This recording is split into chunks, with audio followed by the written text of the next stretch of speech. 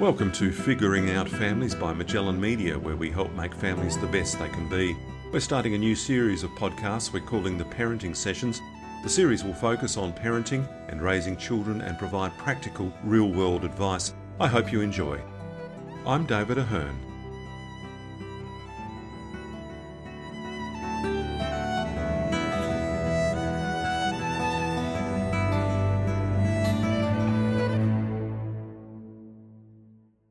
Wonderful to have Dr. Rosina McAlpine back with us for another podcast as part of our parenting sessions. Rosina is an author, parenting expert, and CEO of Win-Win Parenting. This podcast centres on the teenage brain.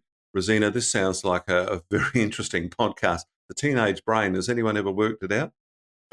Oh, no, I don't think so. But we are going to come up with lots of, support for parents who might be tearing their hair out with their teenagers right now. Yeah, and I imagine so. I think a lot of parents have said over the journey that teenagers, it can be a very problematic sort of time for their children, whether they be girls or boys. As I said, problematic. Why do you think it's helpful for them to understand the teenage brain, I mean the parents, for example, and not just pass them off as being, say, recalcitrant at times? Yeah, look, that's a great question because, I've heard many parents say to me, my child's gone to the dark side when it comes to those teenage years.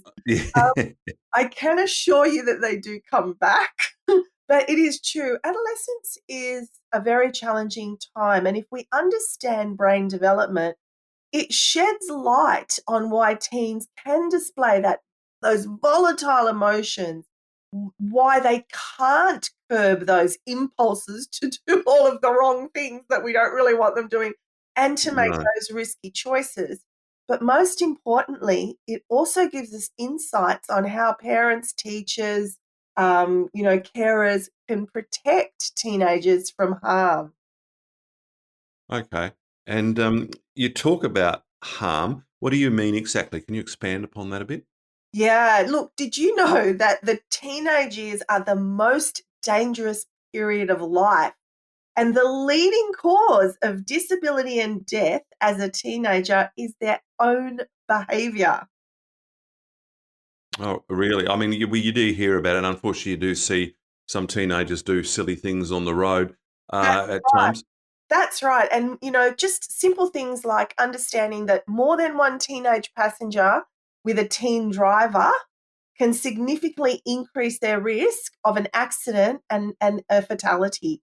So we know that, regular or excessive substance abuse before the age of 15 increases the chance of permanent brain damage and addiction in adulthood.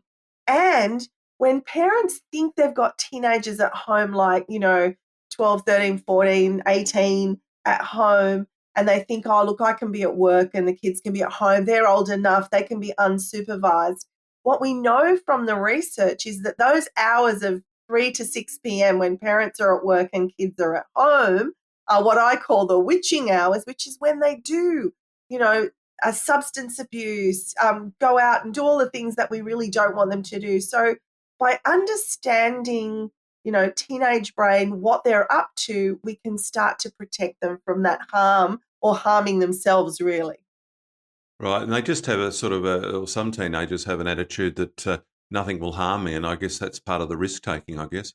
That's exactly right. As we get further on into the podcast and learn more about the different parts of the brain, that attitude is part of that because they don't have that foresight. Death just seems like so far away for them. I'm young, I'm Yeah. invincible. So you're absolutely right when you say that. Right. Yeah. You can't put a wise head on a young brain, I suppose. No. Now, I believe the major time for brain development is the early years, say up to 7 years of age. So what then is happening with the teenage brain? Good question. Now, I'm going to give an example to try and help everyone understand this. Now, I'm going to talk about this concept called neuroplasticity, which sounds really scientific, and it is. But what it simply means is that our brains can change throughout our lives, and that's what neuroplasticity means. So actually, it turns out that you can teach an old dog new tricks. Oh, Good to hear. Good to hear. Our brains are continuing to develop right until we take our last breath. So that's just the fact of the matter. That's what we now know from science. Now, there are two periods of major brain development. And as you mentioned, that 0 to 7 or 0 to 6 years, those early years. And then again, there's this major change again in adolescence. Now, what we need to do is to understand, to think about it differently, like cosmetic changes versus structural changes. Now, if you think of a house and you just buy a new house and you say, oh, look, I just need to do some cosmetic changes. I need to paint the walls, maybe put in some soft furnishings, change a bit here and there. That's what happens throughout our whole life. Little cosmetic changes to the brain. We can learn things, we can unlearn things, those sorts of things. But at 0 to 6 and in adolescence, there are major structural changes. So like, taking the roof off and putting on a new one, building an extra room, demolishing and taking away old things. And that's what's happening in the teenage brain. All this development happens throughout those early years and into that adolescence. And then when they come to the teenage brain, all of the neural pathways, in other words, all the things that they're not using that they don't need anymore, are what's called pruned, which just means there's major structural changes in the way in which the brain is actually formed. And that will cause all of these challenges that I've been talking about. That's part Yeah. of that difficulty. And I know for myself, I'm a mum of a teenage boy, and sometimes things will fly out of his mouth. And then he comes back to me and he says, Mum, I don't know what's wrong with my brain. I don't know why I say that. And that's that lack of filter and that, Yeah. impulsiveness. Yeah, and that's right. And you see it with a lot of teenagers. There is that lack of filter. They just say the first thing that comes into their head, and they don't sort of think of the ramifications at times. Yeah, that's exactly right. So, Rosina, by the time children are in their mid-teens, they, well, many look like young adults. But do they have an adult brain, and how smart are they really, or how smart do they think they are? Isn't that such a good question? Now, I'm going to give the brain development 101 because this is Yeah. not actually like if you were a neuroscientist and listening to me, you'd go, oh, that woman has not got that right, because I'm not going to give you the detail of the neuroscientist, but I am going to give you enough as a parent, a teacher, someone who works with young children so that you can understand how it basically works. Now, brain development 101 is that our brains develop from the back. So if you cupped the back of your head with your hand, that's where brain development begins. Then it goes through the midbrain into the mid part of the brain, and then finally it goes to the forebrain or the prefrontal cortex. So if you put your hand on your forehead, that's right behind there. So that's where we know that from the back is our autonomic nervous system, the breathing, the fight or flight, the movement, the reflexes, those very primitive things that we need, obviously, to survive in life. That develops very early, which is why our kids can crawl and walk and, do all the things they need to do. The midbrain then continues to develop. And when you've got really little kids, you know how they've got those massive emotions, and that's because their emotional centers starting to develop. And this is where we store this is where our emotions happen, our memories, our motivation to do things.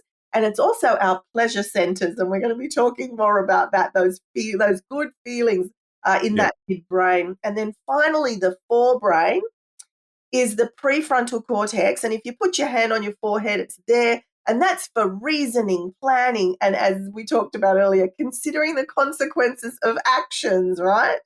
So by Yes. the time children are around 16 years old, their brains are developing from back to front, but their prefrontal cortex is not yet developed. However, if you sit down with a 16-year-old, by the age of around 16, they can reason as well as adults. So, for example, you might say, if you sat down with your teenager and said, do you think it's a good idea to drink and drive? They'll go, oh, of course not. Do you think it's a good idea to, go and shoplift? No, because you could get caught. Do you think it's a good idea if your friends say jump off the cliff into the water, to jump off the cliff into the water? And of course they'd go, no, of course it's not a good idea. But Yeah, always a but, always a but. but, but because teenagers are so socially and emotionally immature, even though they say all those things to you. No, I wouldn't do that. No, I wouldn't do that. No, I wouldn't drive fast. No, I wouldn't get into a car with someone who was drinking. What we absolutely know is they do. And that's because their midbrain and that prefrontal cortex, that thinking brain, they're socially and emotionally very immature. Okay, yeah, no, that's right. I remember driving as a 17 or 18-year-old once and making a bad decision and nearly cleaning up everyone in the car, including myself. Uh, no drugs or alcohol involved, but it was just a judgment call. I was young, not inexperienced, and yeah, it was a very frightening experience, I tell you. I agree. And I think when we look back on that, we all understand that. But at the time, you might have got the adrenaline rush out of it. You might have all laughed it off, and, and that was it, right? Yeah, well, they were laughing in the back seat after they were screaming, so and I think I was just petrified. But yeah, I mean, it was just simply I was young. It was a bad call. I thought I could judge the distance between my car and the next car going through an intersection, and I didn't. It was just a bad call. We've all done that in our teen years. I can tell you, I can put my hand up for that one as well. Yeah, yeah. Luckily, most of us make it through to later in life. But there you go. Now, Rosina, when you say teens are socially and emotionally immature, can you explain this a little more? Yeah, look, during those adolescent years, that midbrain, where I talked about experiencing pleasure and risk taking, sensation seeking, all of that is very heightened. So there's a heightened desire to experience pleasure. You know what it's like? That first kiss, that taste of alcohol, that, everything tastes better, feels better, is amazing. The dancing, the Yeah, being people, everything's amazing during those teen years. And that's because of the way the brain is developing. And the other thing that's really, you may remember it yourself, when you were young, you just had to be part of the crowd. Like you just were so frightened to be excluded. So that push for peer approval, that's why they take extra, risk taking, sensation seeking, experiencing pleasure, and wanting to be part of the crowd. So when as parents, you would say to your kids, if your friends jumped off the cliff, would you jump off the cliff as well? The answer is yes. They bloody well would. So be careful what you say. yeah. Well, some people might want to jump off a cliff, but if people like me hate heights, I was never going to jump off a cliff. I can assure you. That's good. So there's this heightened desire to experience pleasure, risk taking, sensation seeking, peer approval, but an underdeveloped ability to consider the consequences of their actions. Like you said, I thought I could make it through. It was only after you just narrowly made it through that you went, oh, maybe that wasn't the case. Or to actually curb their impulses and, manage their emotions. So what I need parents to understand is even though you might be looking at a 16, 18, 14-year-old that looks like an adult to you, they're not. Socially, emotionally, and in terms of maturity, they are not. So what we know from neuroscience is that girls, the prefrontal cortex, that, thinking brain, that regulation brain, develops fully developed between the ages of early 20s to mid 20s. And as you guessed it, for boys, it's mid 20s to late 20s. So if you think Yeah. you've got an adult in front of you, your child's not going to be able to reason and think of consequences and act maturely. For girls to that mid to, early to mid 20s, and for boys a bit later, that mid to late 20s. Yeah, and we do know, I mean, girls do mature quicker than boys. I think that's been well known for a long time. Yeah. Now, Rosina, many teens believe they know everything, as we've discussed, and that parents are just trying to curb their fun because, let's face it, parents don't understand. But from everything you've said, teens are more likely to take risks, and it is a dangerous period of life, as we've discussed also. So, what can parents do to keep them safe? Are there some tips you can pass on here? Yeah, look, there are lots of tips and I'm going to share them. But I think the first thing to address is that because of the way that the teenage brain is developing, when they say, I know everything, they actually think they do know everything. This is not them being, braggart or anything like that. And I remember even in my early 20s, I thought I knew the world. I thought I was a woman of the world. And then I hit 30 and went, I knew nothing. And then I hit 40 and went, oh, I knew nothing. And now I'm, in my 50s and I think, wow, I'm still learning. So Yeah. when they say that, we need to have that compassion to understand that that is the level of their understanding of the world right now. Because they think they can reason like an adult, they can start, their bodies are shaping and looking like adults. When they say, oh, you just don't understand this, you just want to curb our fun, we do know everything. I know what to do, Mom. I know what to do, Dad. You don't have to tell me. They really believe that in their hearts. However, I love this analogy. And I tell this to parents of teenagers all the time. If you bear with me, it's an analogy about a toddler, but it'll make much more sense in a second. Now, when we've got a toddler in front of us, we teach them the road rules. We go, stop at the curb, look left, look right. Cars are dangerous. You need to only hold my hand when you're crossing the road. We teach all of that, right? We Yes. don't then go, okay, well, we've taught you what to do now. No problems, toddler, you'll be fine across the road, right? We know that they are socially, emotionally too young, too immature to be able to take that responsibility. And it's the same thing with our teens. We can tell our teens as much as you want. You can tell them drinking and driving is no good. You can tell them, taking drugs can actually lead to long-term mental health issues. You can tell them having unprotected sex, while it might feel fantastic, could result in life-changing consequences for you. So we can tell them all that, right? And we Yep. can't then go, okay, out to the world, because they're like a toddler. You've taught them the road rules, but they're not ready for the road. So we're teaching our teenagers the rules of life, but they're not ready for life yet. So we have to walk this kind of little tightrope as a parent to try and let them feel that adolescence, that development that they're making, but also still protect them.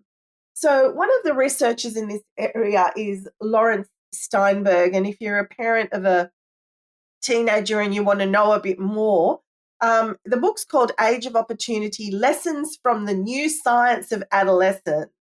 And Professor Steinberg has been studying this forever. That's kind of his real area. And there's lots and lots of other books as well, but I particularly like his work. And he talks about the fact that we still have to protect them. So first of all, the best thing we can do to keep our teens safe is to have a really positive relationship with them. So telling them they're stupid, or, wrapping them up in cotton wool and not giving them any responsibility, or, we need to little by little give them the responsibility as we feel they're able to do that. But also we need to protect them, physically protect them. Like, Yep. for example, know where your teens are and who they're with when it comes to driving. Yes. Don't let them in a car with 3 or 4 kids. Don't do it, because we know that the risk of death increases with every one of those kids in there, every single one. So by just having your teenager and one other teen versus your teenager and a whole full car of teens can really save the lives of all of those teens. So that's just one example. So we need to have this good, strong relationship so they can talk with us, feel safe with us, but also still manage the situations, like between the hours of 3 and 6. What are they up to? Who are they with? When they're getting in a car, that sort of thing. Yeah. No, good point. I mean, you mentioned wrapping your kids up in cotton wool, and you can't really do that, especially once they turn 18 and they're legal. So does that sort of make it a bit harder for parents, because, teenagers will think that parents are interfering? Oh, absolutely. And this is where, if you take nothing from this podcast other than build the strongest relationship you can with your child. Teach your children values, your family values, what's right, what's wrong. Acknowledge your teens when they're right. You know how sometimes they might say something Yeah. that you like later go, oh no, they were right. Go straight up to them and say, guess what? You were actually right. And I'm sorry. I wished I would have listened to you. Mm. The other things you can do is, if we demonstrate self-control, if we demonstrate emotional regulation, if we talk about the consequences of our actions and how they can change life, then we can be good role models and help our teenagers with self-control, with emotional regulation. That whole idea of, I know you want to fit in and I know you want to be part of the group. And I know it sounds like a real lot of fun to go and do all the things that they're saying, but you know that our family values are tell the truth, are be honest in the world, are don't steal, don't lie, don't hurt other people, be caring. Yeah. If you can just use those internal compass rather than that external compass when you are, making those decisions. Yeah, no, fair enough too. Can you pass on some tips, Rosina, to parents who may have one or more teenagers in their home at the moment who are going through a rebellious stage? I mean, not all teenagers rebel badly, but some do, as we know. That's so true. And that's where I think we've come full circle where I said where our teens go to the dark side Yeah, and then yeah, they go back. Look, it is very normal as part of the teenage process, you know, brain development, process of hormones, growing up, into an adult for that rebellion to happen. And this is where, if you are not at the teen years right now, this is where you really need to begin developing that strong relationship because the stronger that foundation, the stronger you're going to be able to have those conversations. So it's about patience, definitely patience, loving and understanding, remembering that your child is doing the best they can do. They might be having a hard time, not trying to give you a hard time.